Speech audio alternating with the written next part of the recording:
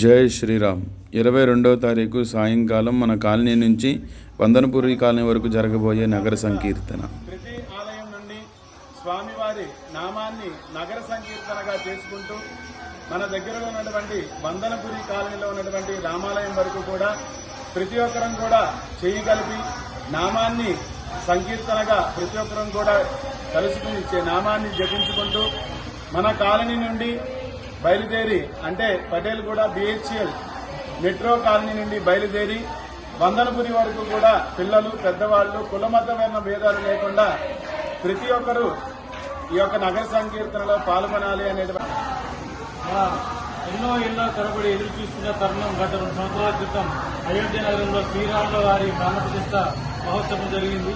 ఈ సందర్భంగా 2 సంవత్సరాలు పూర్తయిన సందర్భంగా ఎల్లుండి అనగా 22/1/2026 గురువారం రోజున మన BHL మెట్రో కాలనీ నుంచి ప్రతి ఒక్కరం పిల్లలు పెద్దలు మహిళలు అందరూ రామనామ సంకీర్తనలతో బయలుదేరి వందనపురి కాలనీలోని శ్రీరామ ఆలయం వరకు చేరుకొని స్వామివారి అనుగ్రహం తీసుకొని వద్దాం.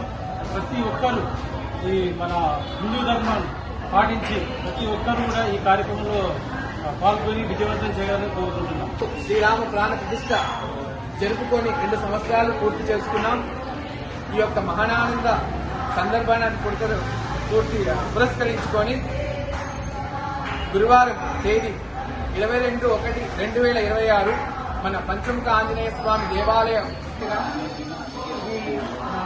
22వ తారీఖు గురువారం రోజు సాయంత్రం 4:30కి మన పటేల్గూడ హనుమాన్ టెంపుల్ నుండి వందనపురి రామాలయం వరకు అందరూ పెద్ద ఎత్తున నగర సంకీర్తన కార్యక్రమాన్ని చేపడుతున్నాము.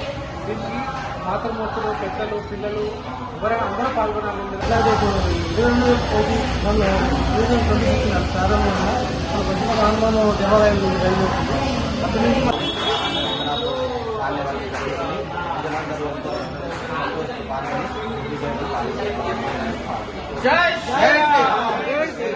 కోలాటములతో భజనలతో నామ సంకీర్తనలతో బయలుదేరి వందనపురి కాలనీలో నెలకొన్న శ్రీరామ ఆలయంలోకి చేరుకొని అక్కడ రాముల వారికి పట్టు వస్త్రాలు పూలమాలలు తర్వాత మన భక్తిని కూడా సమర్పించి ఈ యొక్క కార్యక్రమం అందరూ కూడా పాల్గొని విజయవంతం చేయగలని మనస్ఫూర్తిగా కోరుచున్నాం. సాధించిన అయోధ్య రామ మందిర నిర్మాణం జరిగింది.